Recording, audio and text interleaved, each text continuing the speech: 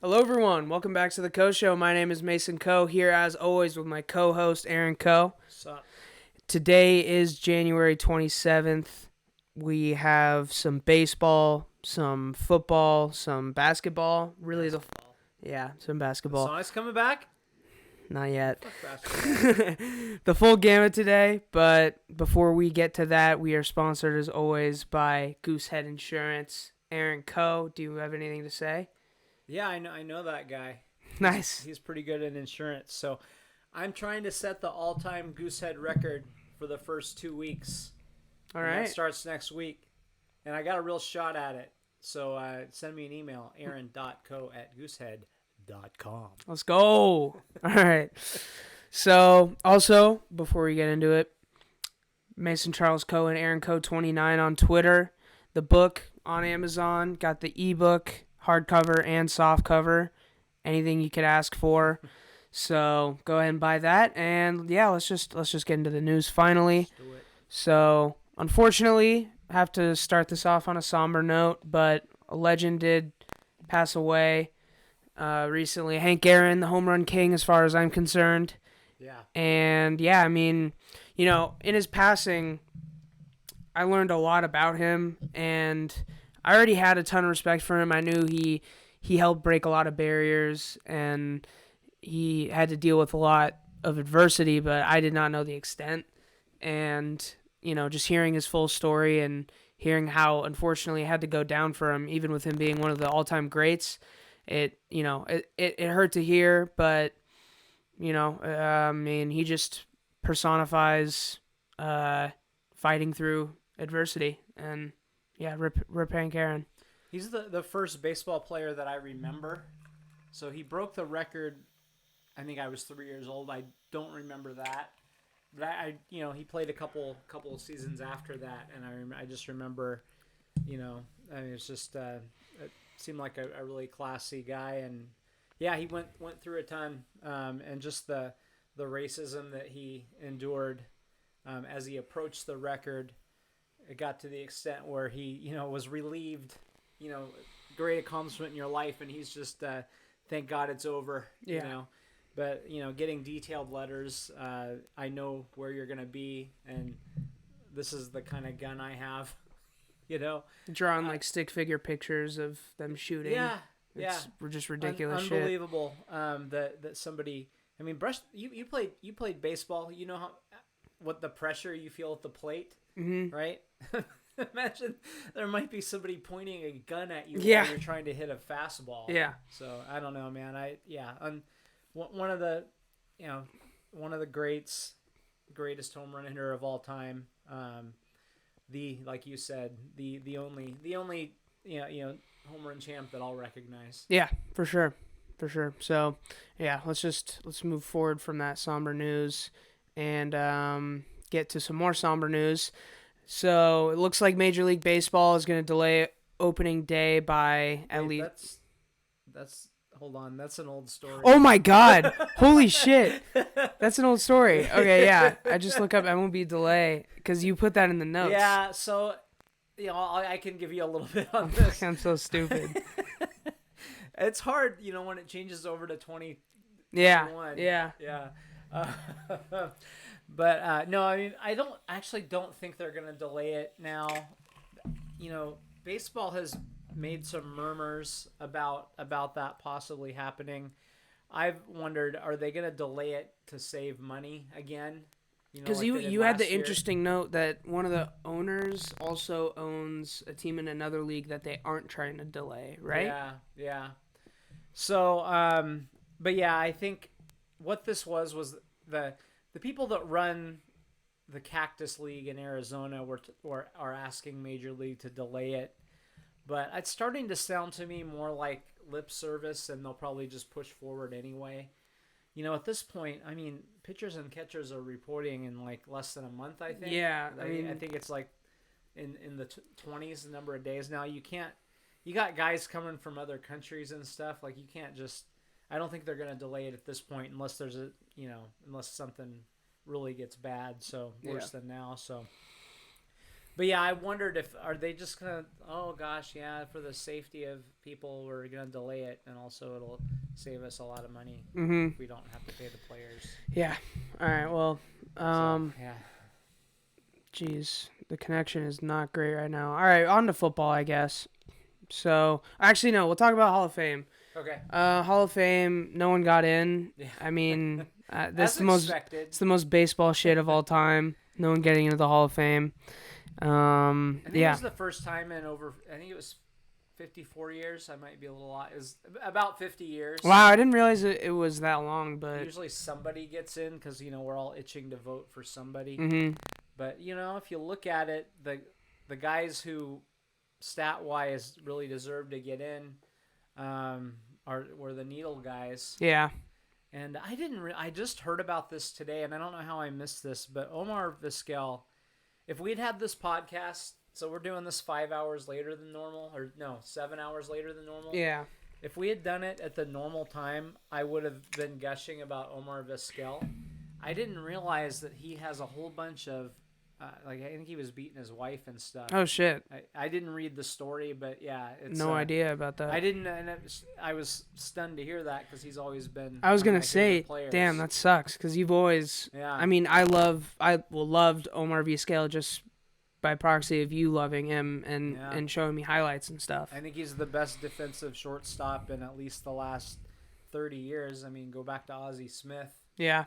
He's the maybe a little bit better, but Little O was the best that I've ever watched on a regular basis. So yeah, I was bummed to hear that. Yeah, it's terrible. Yeah. So anyway, fuck him. Yeah, fuck him. We have a lot of people that Jimmy that Bucket. Fuck him. Jimmy Yeah. Bucket, that man. But yeah, do you know what? How do you think? Okay, Barry Bonds, if he'd never used the needle or the clear or whatever the fuck he was doing, Yeah. if he had never used that stuff, he almost certainly would have been a Hall of Famer. Do you think he should be in the Hall of Fame? Yeah, I think so. I think since it's so clear that he probably would have been anyway. Yeah. I think so. And Would you vote for him if you had a ballot? yeah, You would have checked the box. I would have checked the box because here's the thing. No matter how many steroids you take, a guy, Kyle Seager isn't going to have like 100 intentional walks in a year. You know what I mean? Yeah. It just doesn't work like that. We saw, Jesus Montero fucking took steroids. You know what I mean? It doesn't still have to have some talent and yeah, some work ethic. yeah, and people don't seem to realize that he was a Hall of Fame level baseball player before he did it too. So Would you vote for Clemens? I don't know as much about Clemens. I don't know when he supposedly started taking him and if he was good or not beforehand. So he was one of the best pitchers in baseball. He started to slip a little bit, and then suddenly he got really good again in the late 90s. Would he have had a Hall of Fame career before the late 90s? Probably. It would have been debatable, but So, I think so. He would have maybe tailed off a little early, almost like Felix. Okay, yeah. But More I think wins. he was a little bit better than Felix in his So- early days. So, in that case, I would have to make my decision based on whether I thought he had a Hall of Fame career before the late 90s. That's how I would make my decision. But I would vote for him if I felt like that early part of his career was worthy. What about you? What do you think? Well, it's tough. I probably would, but I have no problem with it. I'm kind of happy they're not getting in. Yeah, I don't. So, I'm not I know pissed that about it. Sounds weird, but I think Pete Rose should absolutely be in the Hall of Fame. I think that's even more ridiculous than these though, because he didn't cheat. he didn't cheat the game. No. He bet, and which is really bad. And you shouldn't do that when you're playing the game or managing the game, especially. But he got hits, all those hits, 4,000 plus hits without any help. So Yeah. he should be in. So I don't know why people compare those. I don't think they're the same thing. And then you have the character issue with certain, like a Vizquel. I don't think Vizquel gets in. He got 49% of the vote, which was down only about 3% from last year. So he didn't go down very far after those allegations came Yeah. out. But I don't know. I would probably vote for him, but I wouldn't feel very great about it, and Yeah. I'd be kind of happy that they're not getting in. If that sounds very conflicting. It does. But, It sounds like it yeah. doesn't make sense, but I understand what you're saying. What about Schilling? Schilling, again, I don't know enough about him. I'm leaning towards saying no because I just know that. I know that. The thing is, I don't know enough about Schilling. I know that Clemens was so utterly dominant. Right. I know Schilling was great. Was he? I mean, he wasn't But Clemens level, was he? No. Here's the thing about Schilling is he was a really good pitcher. If you look at his regular season numbers, not a Hall of Famer. If you just look at his regular season, Yeah. But he came up huge in a couple World Series. Kind of a Mad for the Bum Red esque. Sox and for the Diamondbacks. Kind of Mad Bum. Mad Bum, yeah. But that's part of it, right? What you do in the postseason is a big part. I feel of like it. especially in baseball. Yeah. So, but yeah. So, but he's saying, take me off the ballot. I don't want to be on the ballot anymore. Interesting. Yeah. And he would probably get in. Oh, next year. Dan Heron said that too. Yeah. Yeah, he said hashtag 0%. So funny. Yeah. I like that. See, I like people that can laugh at themselves. Yeah, Jesus, yeah. You know? Yeah. And he did it in a tweet. Like, that was his official statement. Taking him off the ballot was a tweet. Yeah. You know, how did Edgar get into the Hall of Fame? It was because, so the Mariners ran a great campaign for him. They did. They That was really a big did. part of it. Mhm. And they had him, he came on as the hitting coach. Interesting that he stepped aside, you know, basically after his name was circulated. They did Yeah. that, I think, to get his name out there. I Yeah. think that was a lot of it.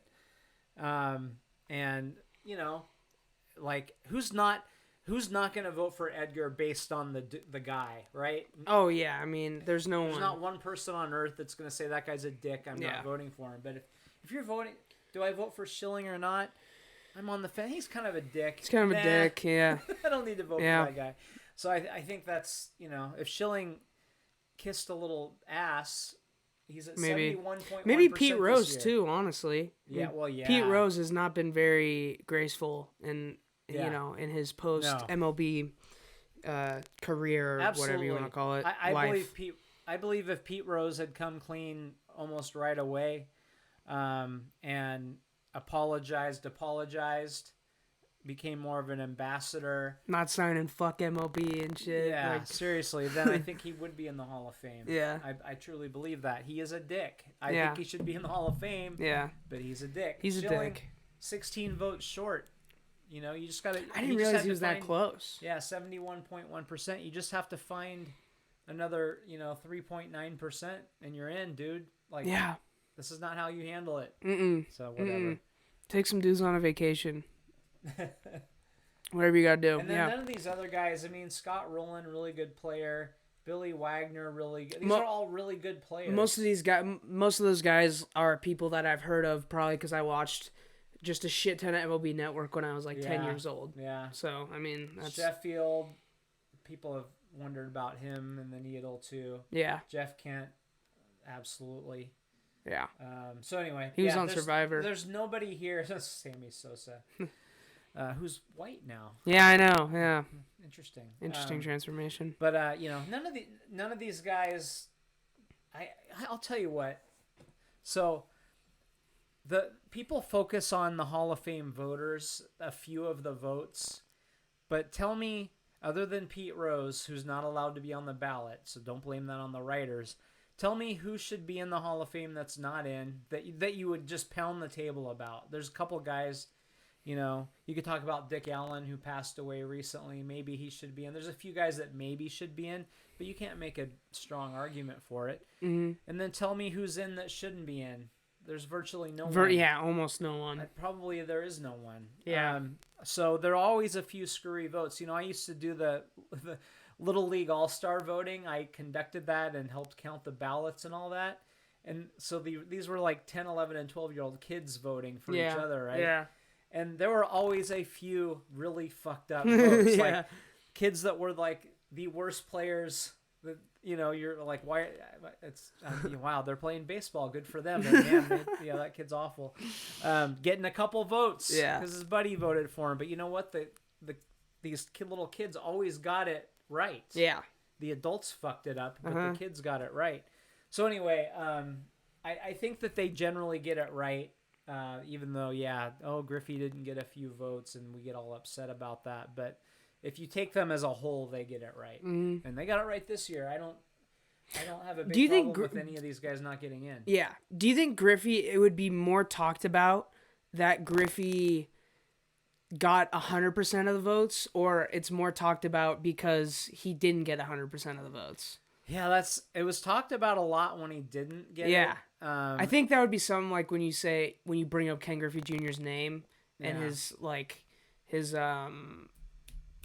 just the legend of what's the word his legacy. Legacy, yeah. And his legacy, you would be like, oh, he was the guy that got 100%. But I feel like people talk about it more because he didn't get 100%. Yeah, they talked about that a lot. Your mom was livid, and she doesn't care I about know, anything yeah, about sports. Yeah, that was crazy. She was, who are these guys? Yeah. She's like trying to look them up on the internet. I don't know what she was going to do. Had to, hold her back. Oh, my God. Practically, but, and then, then Rivera does get 100%. Yeah. So then it was really talked about.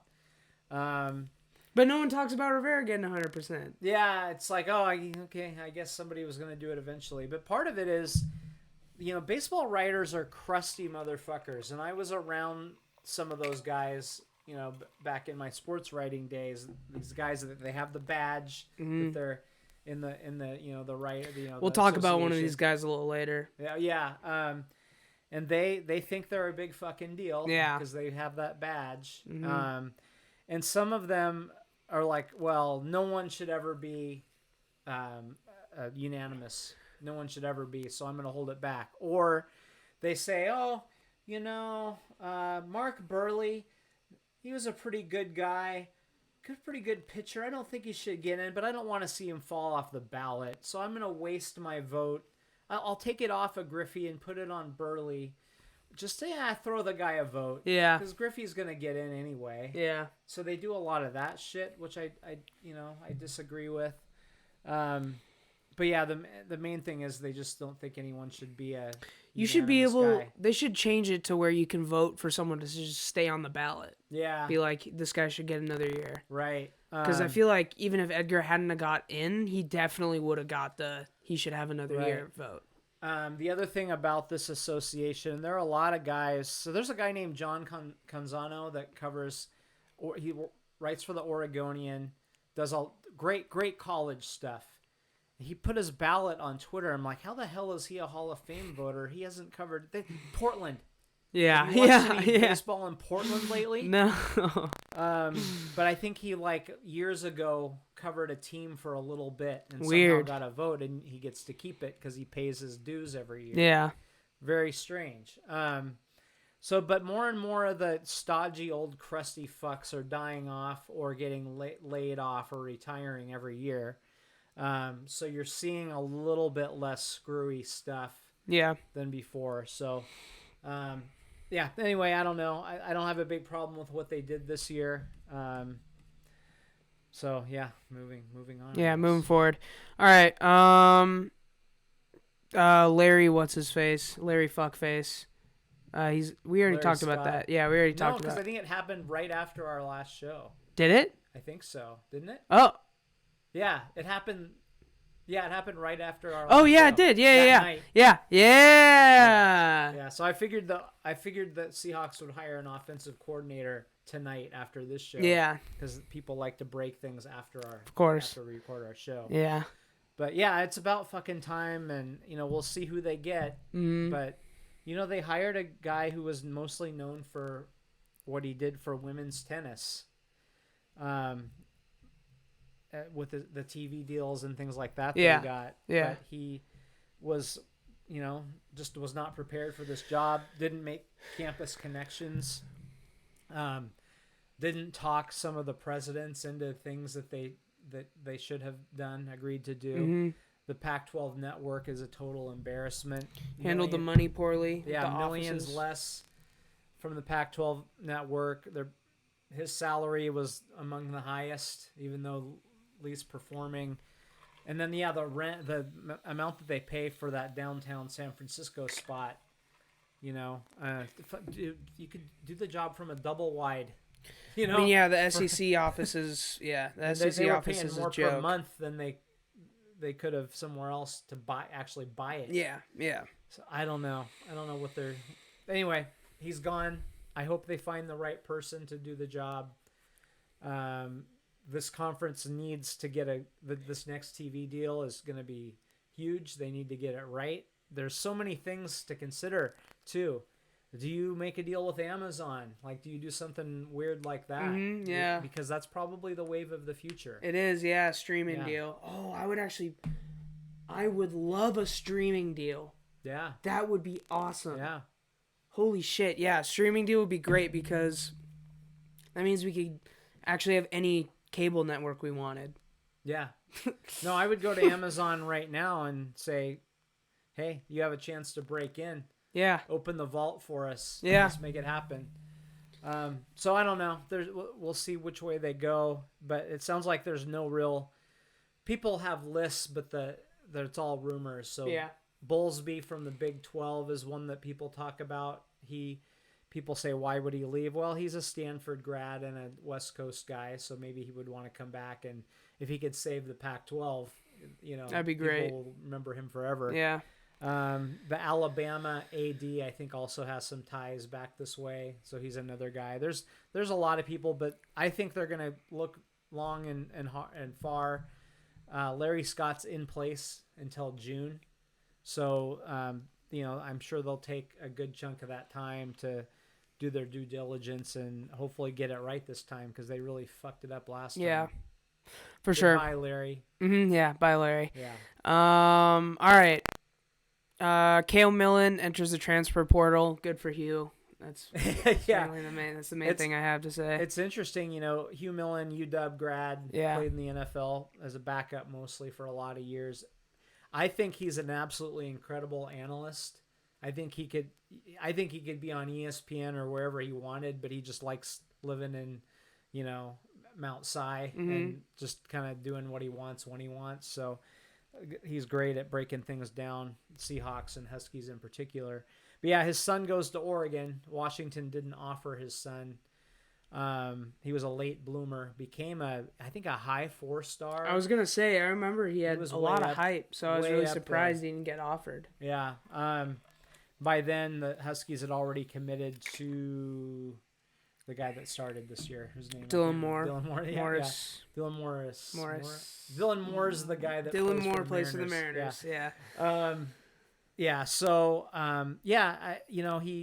they brought in a transfer, I think that played for Oregon. I don't remember the full deal, but yeah, so he's in there have been several Oregon guys that have gone into the portal. I don't know what's going on. The Huskies haven't had as much of an issue with that. Didn't Cristobal just re-up? Or no, he didn't. He just signed He just re-upped. I think, yeah. So that's weird, because I would think, my first instinct would be, do they think he might be out? Yeah, but no. And then Millen's other son had verbally committed to Arizona, but opened it back up again after they fired someone and hired Jed Fish. Who nobody understands that hire. I don't know who he is, but he sounds like he's a football fan for sure. Jed Fish. Yeah. All right. All right, let's talk about the offensive coordinator hire. Yeah. So we got Shane Waldron, the Rams passing game coordinator.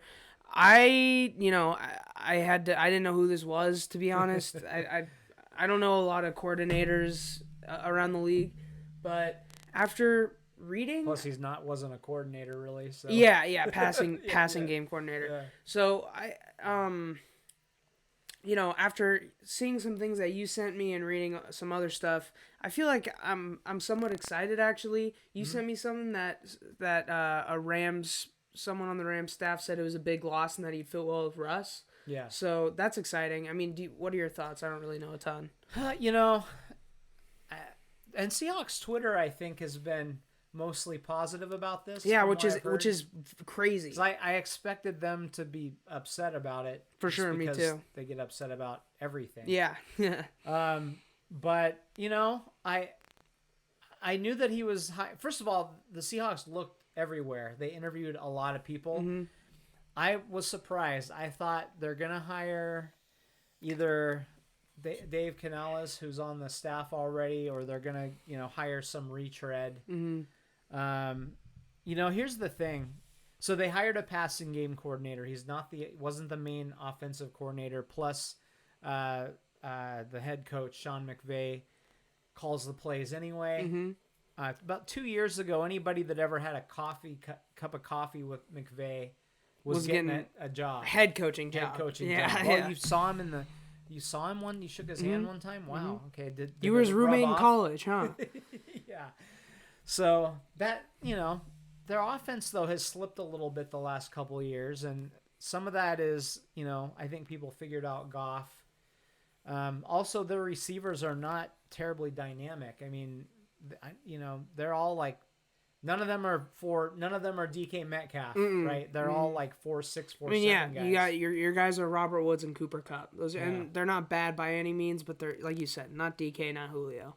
But to me, this guy, what the Rams have done when they've been good, they do what makes probably almost all of us happy, which is they make Pete happy because they run the ball a lot.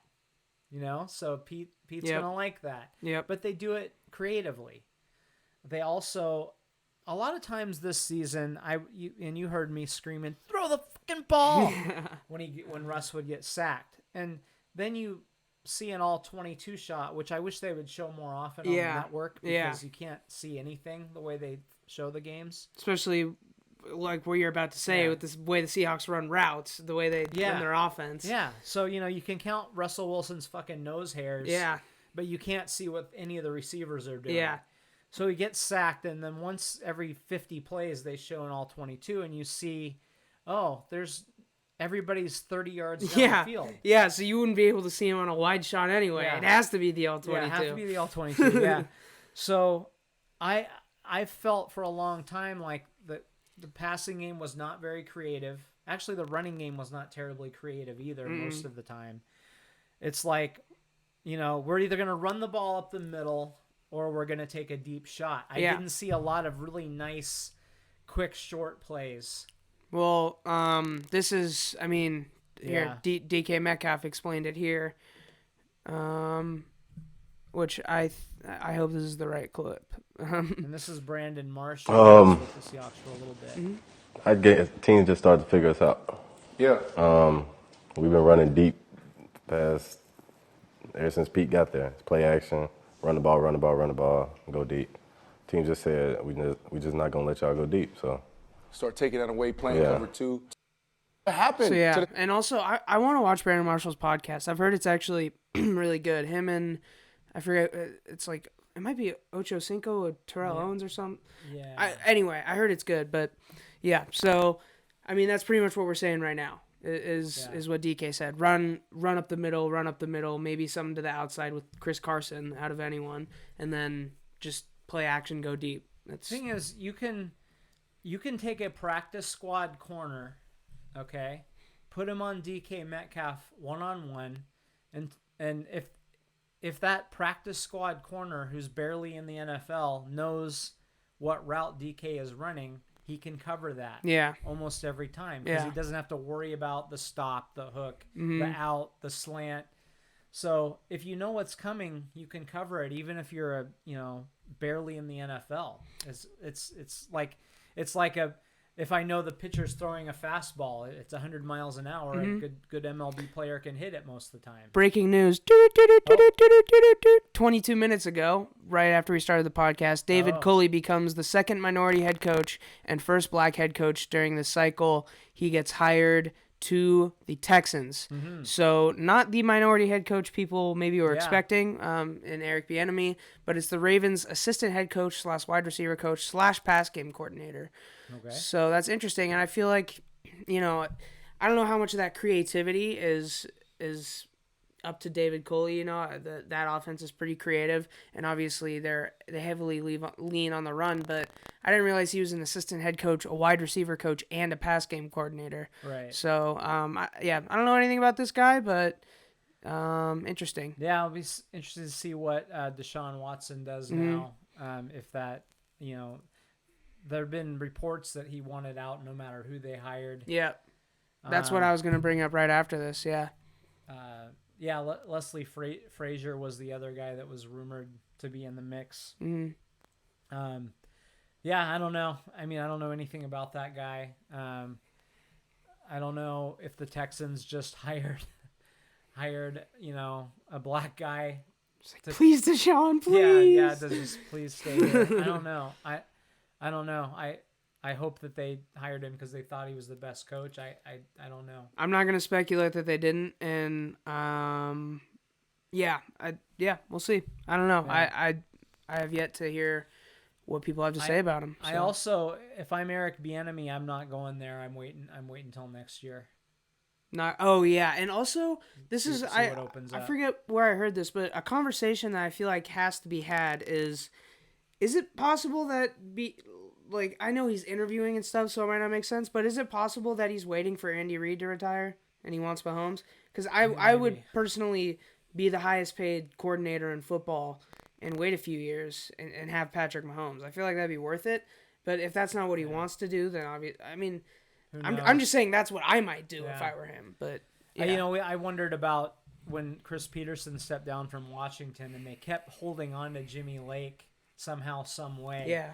Passed up the DC job at Alabama, passed up the head coaching job at Colorado, stuff like that. And now, after Peterson stepped down, I'm like, oh, I wonder if there was a little wink thing going on there. Like, dude, hang around. You never know when I might leave. Yeah.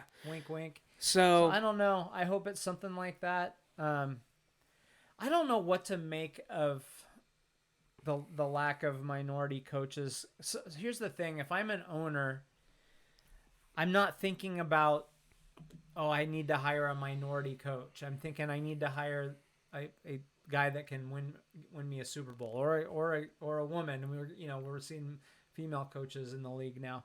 I'm hiring the best person for, I don't care what their fucking pronouns are. He, him, she, her, them, they, them. I don't care. Can you win me a fucking Super Bowl? That's all I care about. So, so I don't know. I don't know anything about Eric Bieniemy. I don't know if he can win you a Super Bowl. I have no idea. If you just you can look at each individual and make a case why that person should or should not be hired. But if you look at the totality of it, it's awful. It's embarrassing. It's horrible that there aren't more minority head coaches in the league. I don't think people are sitting there going, I'm not hiring one of them. I don't think it's that. I think it's just that it's so internal. I don't know. It's like a really deep issue.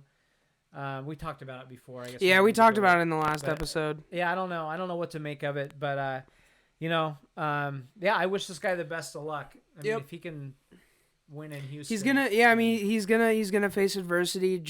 It's unfortunate that we're put in this position, and you could say it's our fault, but like instantly when you see that hire, it sucks ass that our first thing is like, was it because he was the best hire? It shouldn't be that way. Yeah. And the reason it is that way is because there's such a lack of black coaches. Like if there wasn't this lack in the first place, that wouldn't be the conversation. So and the Deshaun Watson thing. And the Deshaun Watson thing. Like... Yeah. But anyway, so Hey, let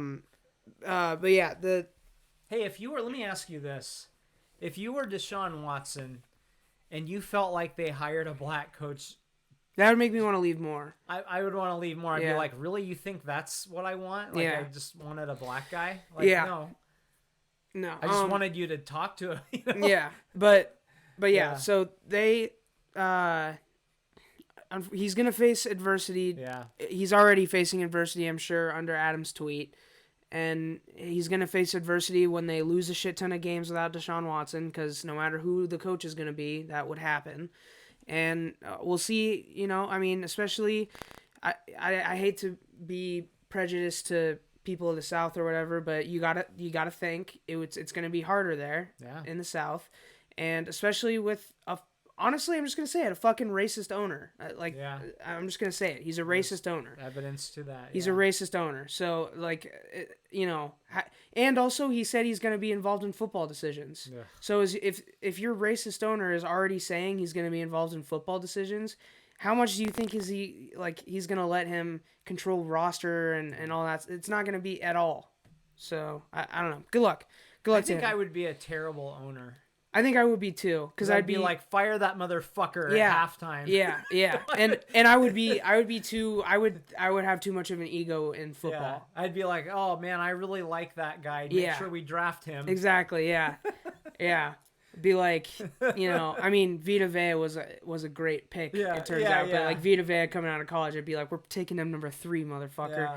Yeah. No, but back to Deshaun Watson. I just want to discuss maybe some of the landing spots via jersey swaps. So I'll just list them off and we'll talk about them. Bears, you got the Saints, you got the Niners, the Dolphins, and then there are 4 others. You got the Jets, the Steelers, that's the football team, and that's the Broncos. So the ones that pop off the screen to me as far as fits go are definitely Chicago and Miami, personally.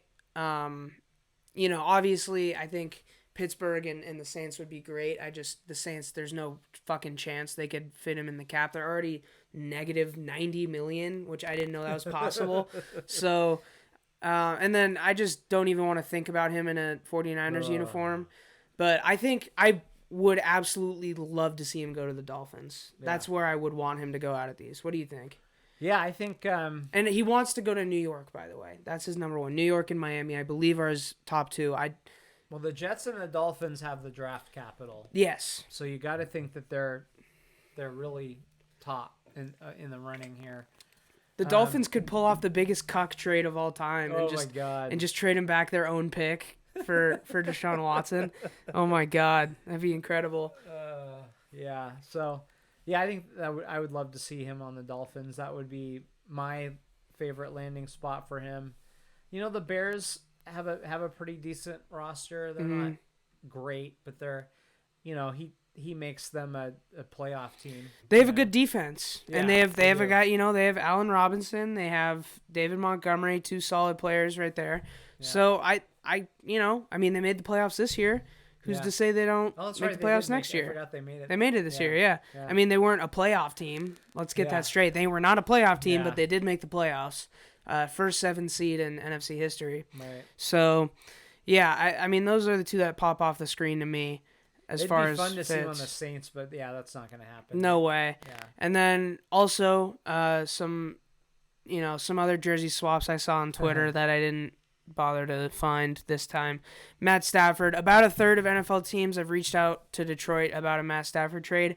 I'm pretty sure this just means they're like, okay, is it going to be 2 first-round picks? Like, this doesn't mean a third of the teams are going to really put in a great offer, but for Matt Stafford, I would love to see him on the Steelers. I would absolutely love to see him on the Colts. Those are the 2 for me. Yeah. I don't like the Steelers at all, but just as far as a fit goes, I would love to see him on the Steelers. Yeah, I'd like to see. I think the Colts would be fun. I mean, they're a really good team already. Yeah. You put him on there. Yeah. He's never played on a complete football team. No, and by the way, he's a fucking Hall of Famer. You think so? He's a fucking Hall of Famer. He's a Hall of Famer. Maybe. Oh, why don't guys just stay in their city? Why don't guys just build a legacy in their city? And then he builds a legacy in his city, but can't win shit because it's a terrible organization. And now he's not a Hall of Famer? Yeah, I just don't. I mean, I don't know that. Yeah, I don't know. It's tough. It's tough. It's a tough one. I can't put it all on him. But I don't think he's. Maybe in the NFL Hall of Fame. Not in baseball. Is he as good as Phillip Rivers, who's probably going to get in? Yeah.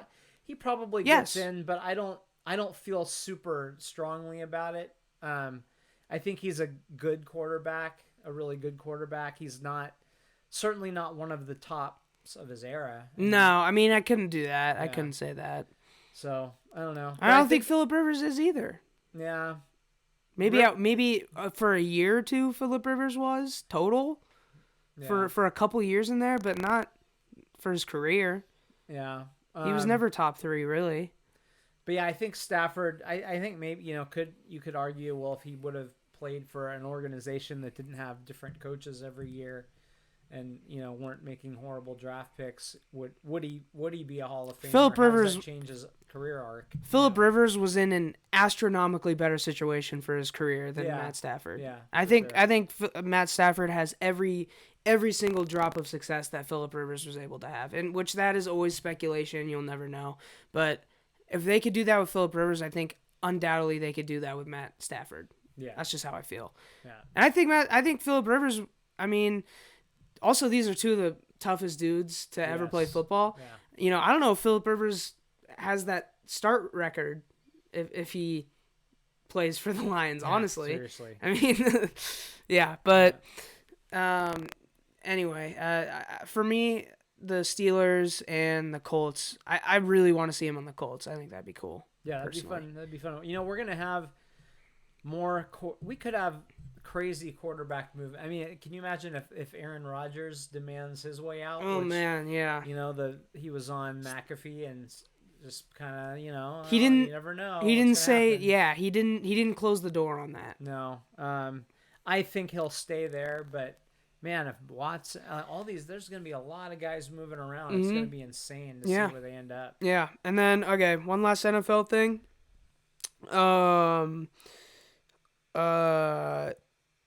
So actually, no, a couple more things. We have Cole Beasley, and potentially his best season, having a broken leg. That's just crazy. I just shout out to him. I mean, wow, that's dope. And then he wasn't showing us every play how much his leg hurts, so I appreciate that. Exactly. Yeah, yeah. That's a tough little white son bitch right there. All right, and then. Oh, go ahead. No. I forgot. We got off track with Waldron, the offensive. Oh yeah. So just a couple little things on him, real quick, that I wanted to say. I'm sorry, that was like an hour ago that we were talking about him, but I just want to get this out now, or it'll never come out. But I definitely wait and see. I like what he's bringing. It sounds like everybody thinks he's a great dude. I will say this: I was afraid they were going to bring in a retread, like a Schottenheimer. Oh, he's been a coordinator at these spots. Well, he also got fired everywhere. Mm-hmm. Because he wasn't that great. Yeah. So it is a risk, though. He hasn't been the guy.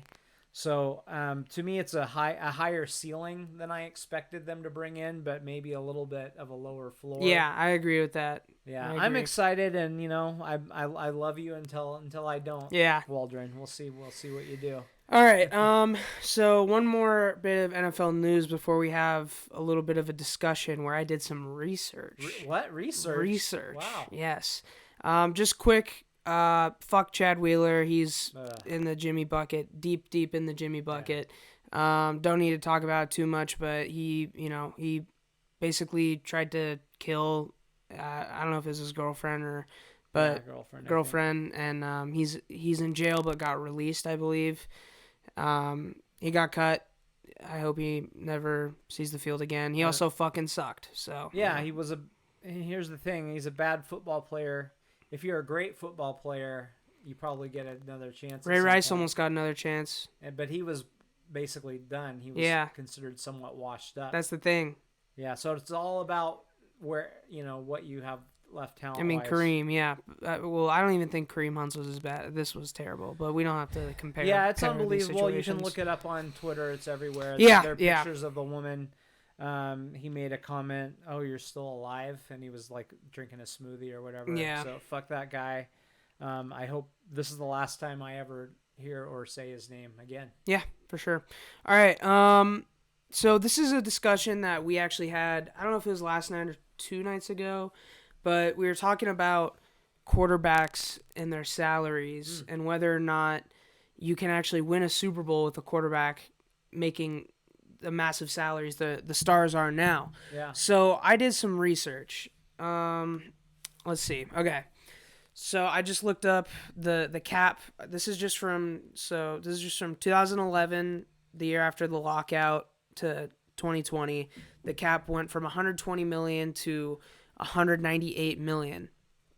Now, that is quite a large increase, and obviously we've seen quarterback salary increase as well, but the top 10 quarterbacks made an average of about $14 million in 2011. Top 10 now are making an average of about 31. So that's more than double, which is far greater than the salary cap increase. You're taking a bigger percentage of the salary cap. Exactly. Yeah. And so you're thinking, all right, well, what are the teams that have won a Super Bowl with a quarterback making a large salary? And really, it was the Broncos. Since 2011, the Broncos are the only team with a quarterback making over $16 million to win a Super Bowl. And they had one of the best defenses of all time. Yeah, it was the defense that won that Super Bowl. Exactly. Yeah. We know Peyton Manning wasn't Peyton Manning. He was making $19 million.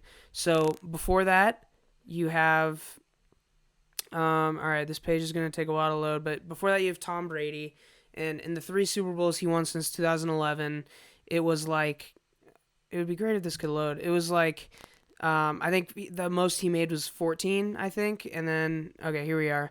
He made, he did make 19 one year that he won the Super Bowl. That was the unspoken year. He made 19, 14, and 15 in his years he won the Super Bowl.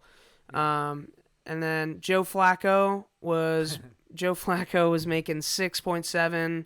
Eli Manning was making 9, and Aaron Rodgers was making 6.5. And then the other guys, Carson Wentz rookie contract, Russell Wilson rookie contract, Patrick Mahomes rookie contract. Yeah. And this year, whoever wins, Tom Brady making 25 mil, which is below that 31 that I said for the average for the top 10. Yeah. And Patrick Mahomes is on a rookie deal, and also on the Bucs, you have, AB coming there on a cheap contract. Gronk wasn't super great this year, but Gronk, you have a bunch of guys coming down there to ring chase with him. He has what some would consider an all-star team. A great defense. And a great defense there, and too. Playmakers on offense. Exactly, great weapons. So it's not like the Bucs were like, we need to invest everything in Tom Brady. Yeah. It wasn't like that at all. They already had the pieces around them. Tom Brady wouldn't have gone there otherwise. And then obviously Patrick Mahomes still on his rookie contract. He has all these weapons. We know about the Chiefs. Yeah, Mahomes, and some people might say, well, what are you talking about? Mahomes just signed this big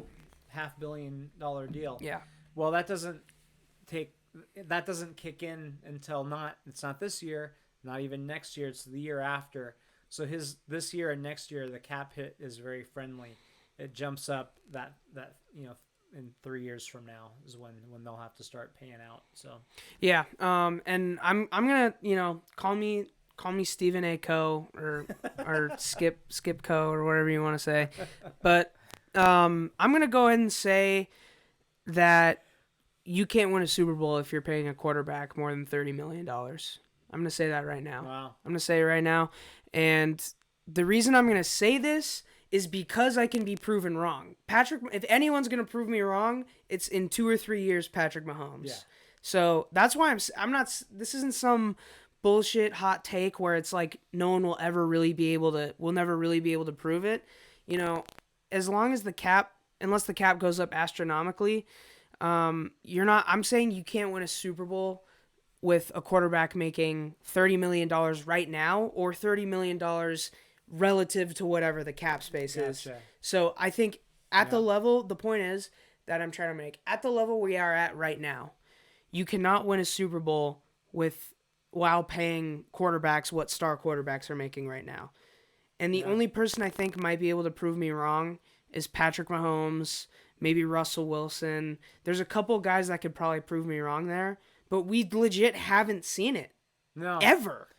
Ever. We haven't seen it. And I believe the highest paid quarterback in that same time period that you're talking about, so basically the previous decade, the highest paid quarterback, I believe every year, it was kind of a different guy almost every year in that last decade.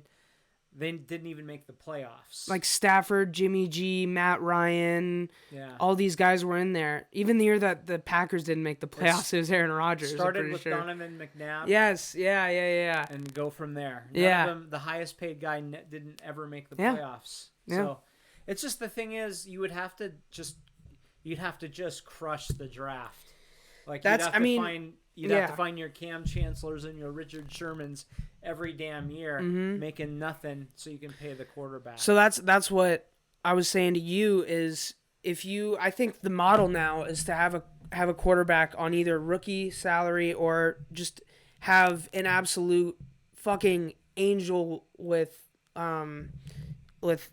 shoot you with like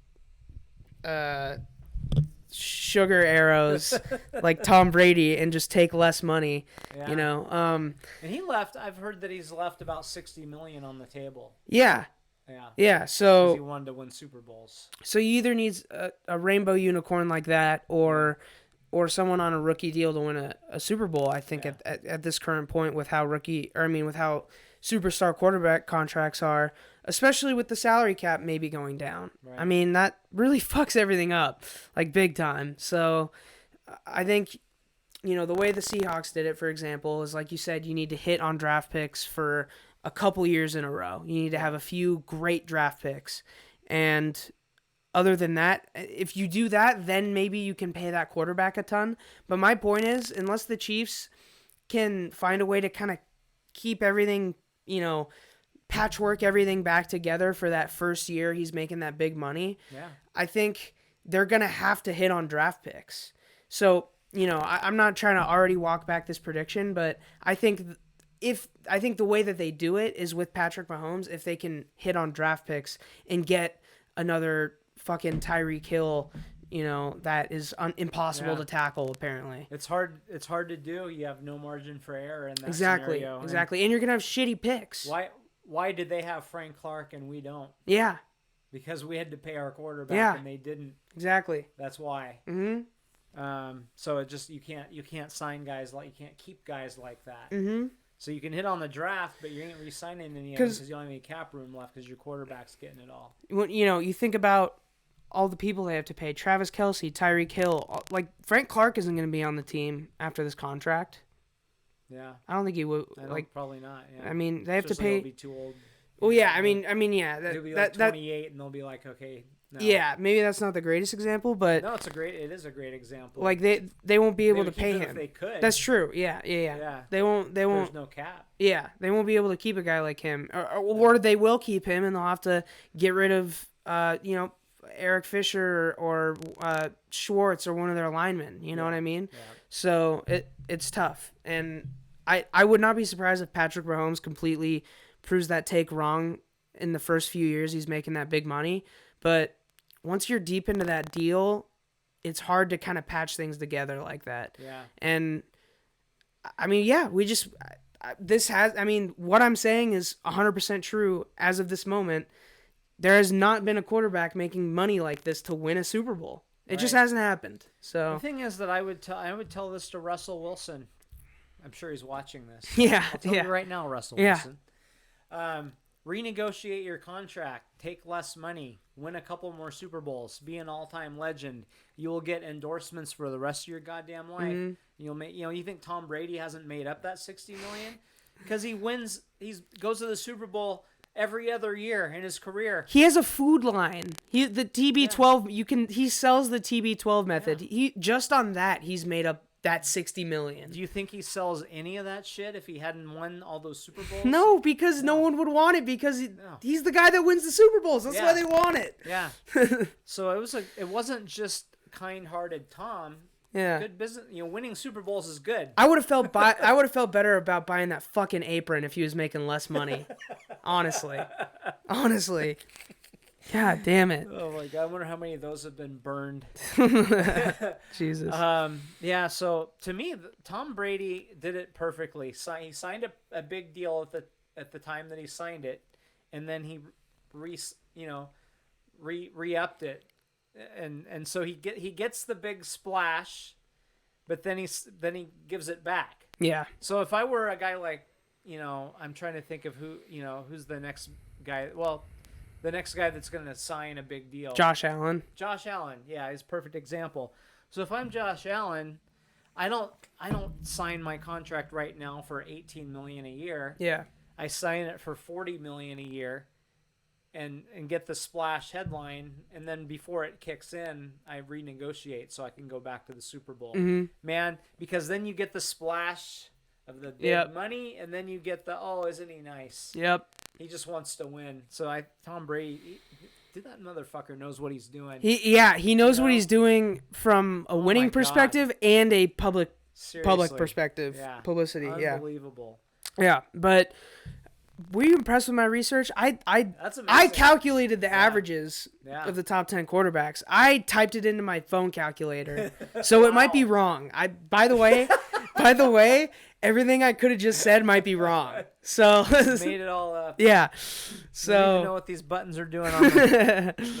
No, that's great. That's good stuff. And yeah, it's it's been proven year after year that teams. But what do you do? That's the thing. Yeah.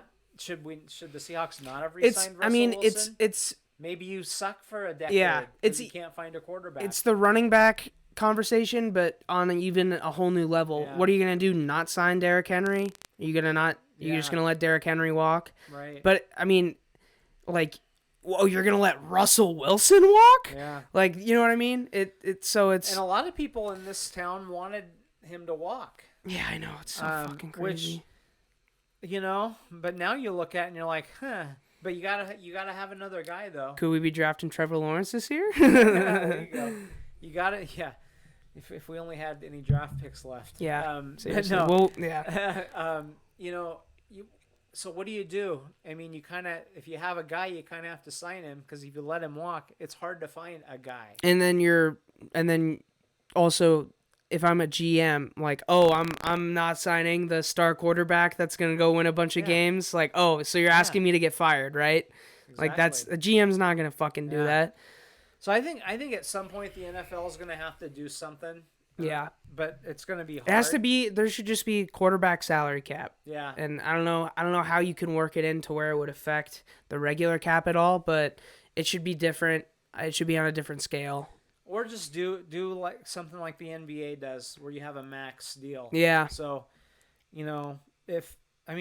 what does LeBron make? What is he? I don't even know. 40 million? Yeah. Well, the re-up he's getting after the next couple of years is $40 million. I mean, if he became a true free agent and you could pay whatever you wanted to pay, he'd be making a hell of a lot more than that. Yeah.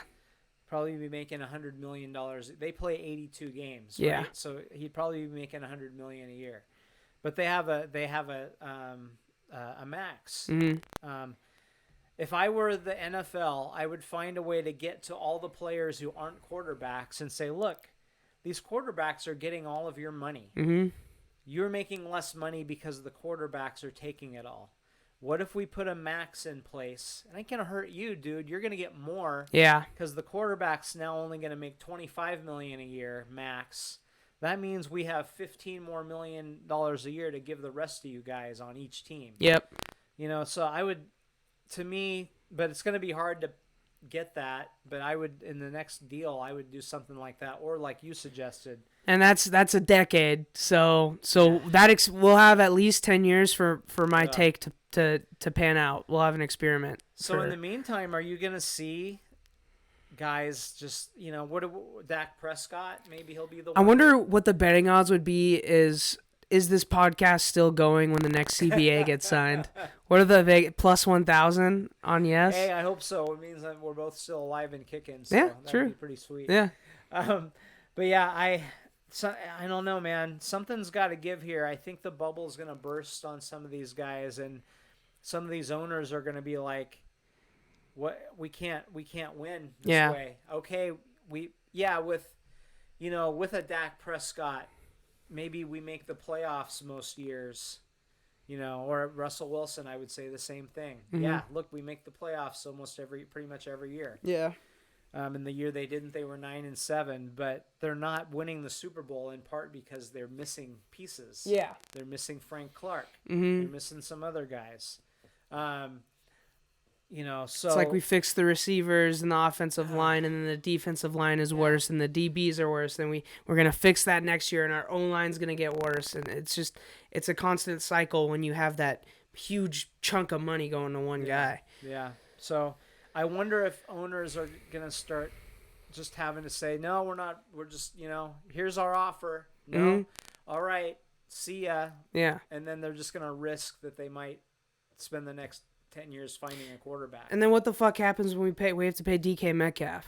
Yeah, I mean, yeah. honestly, it seems like our window is before DK Metcalf gets paid. Like, Probably. honestly, that's our window. That might be, or you're gonna have to cut somebody else. Yeah, right? exactly. And we're already doing that too much. Like, Yeah. it's already too much. Mhm. So, yeah, all right. Yeah, it's tough. They gotta do something because right now, yeah, like you said, if you don't have a guy on his rookie deal, you're not winning the Super Bowl. Yeah. So, or All a right. fluke deal. Yeah, all right. Well, I guess it's time. Is it that time? There it is. There it It is. is that time. The Howard Schultz Clown of the Week. Yeah. All right. So we talked about baseball writers that are full of themselves. I'm going to go ahead and run on that theme. So Tom Verducci released, I think, a 5.5-minute video on his Twitter, basically a mini doc about being a Hall of Fame voter. So, yeah, just the most self-important shit of all time, and I did not watch the entire video because it was too painful, but this clip really summed the whole thing up well. I'm a big fan of the Pardon My Take podcast. They don't need a shout-out. They're literally the biggest sports podcast. So, but Big Cat tweeted this: Did Tom Verducci sign a world peace treaty or leave Barry Bonds off his Hall of Fame ballot? It's magnificent. How did no one stop this video? So I'm actually going to turn the music off just real quick. I'll restart it for you, don't worry. Thank God. I gotta have it. And in those sweet moments, when the 1/2 of the 1% gather as one, seated above all others, When the 1/2 of the 1% seated together above all else, they're 1/2 of 1% seated above all else. Wow. This is what I was talking that's about. when you truly understand the weight of what you hold in your hands. What you hold in your hands. And he just walks away from the desk.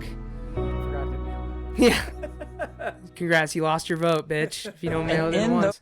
Yeah, all right. So fuck him, dude. I mean, it's just, yeah. Yeah, that's their mentality. Yep. They all walk around like that, thinking they're better than everybody. Hey, if I become a big writer or podcaster and I get a Hall of Fame vote or any sort of accolade and I become like this, stop watching me. Stop following me. Make sure I don't have a career in sports writing anymore, because I don't want to be this ever. Okay, that's all I have to say about that. You if you act like that. Yeah, Anyway, so yeah. people won't have to worry about it. Yeah. All right. Let's restart the music for you. Yeah.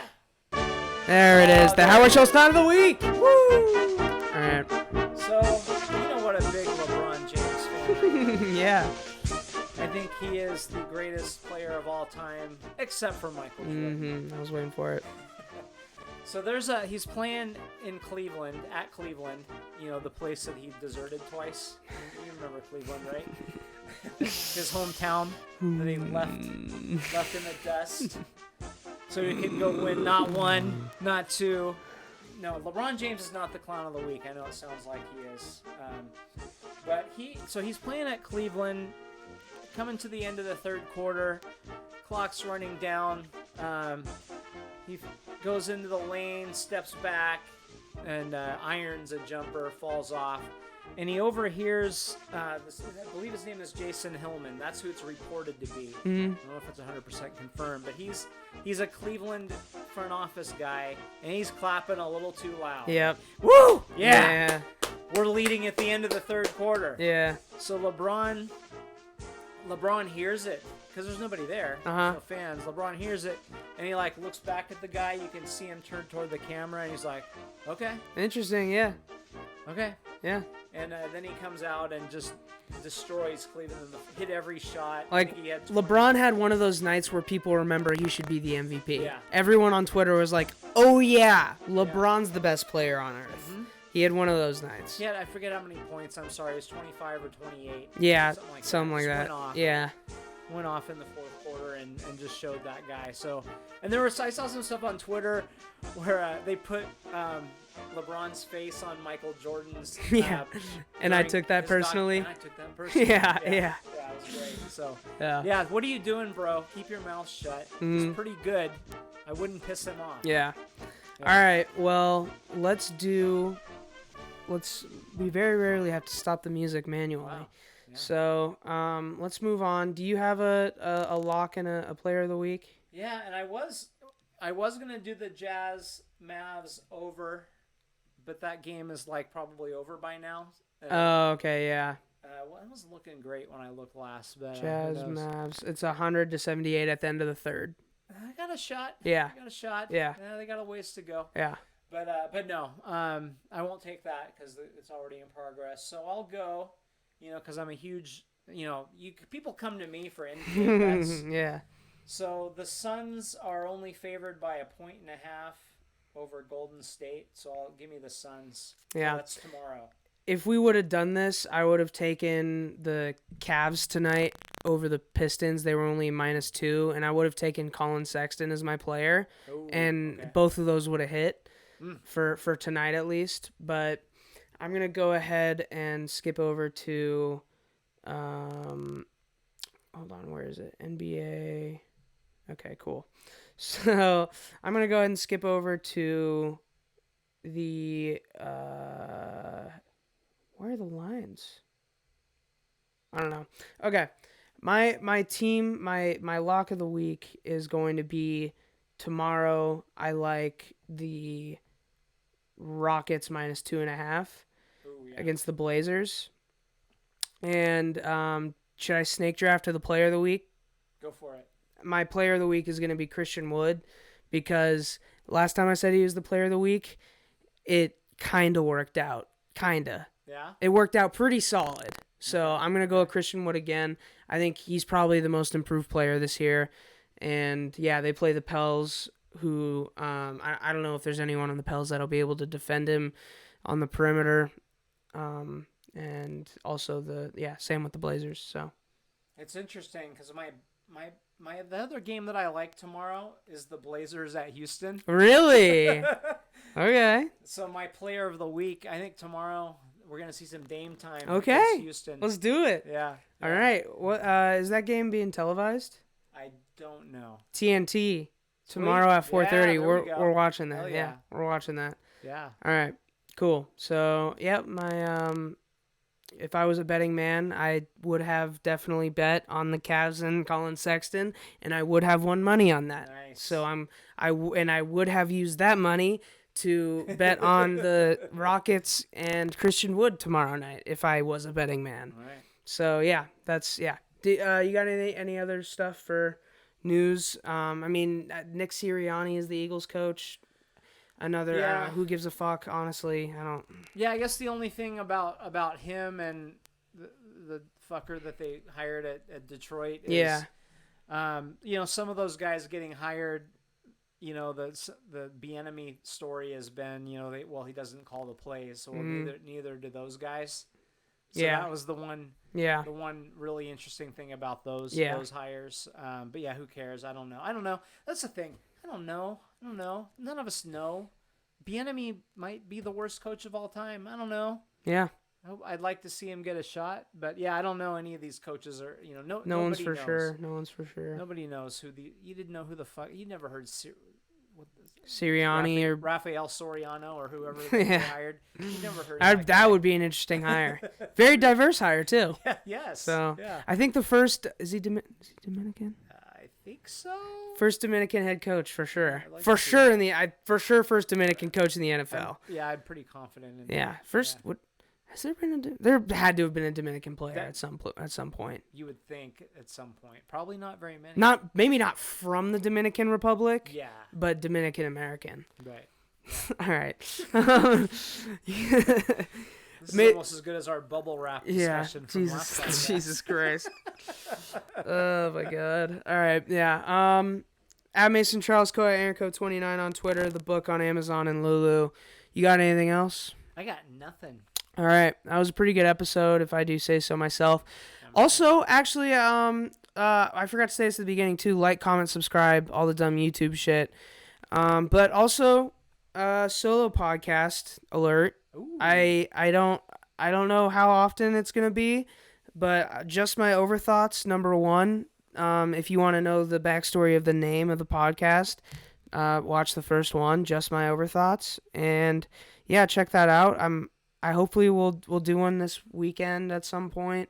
I don't know. It's just tough. It's really fucking hard to talk into a mic alone for a long time. So. Oh, we forgot some really big news. What? And maybe he's actually still listening. I don't know.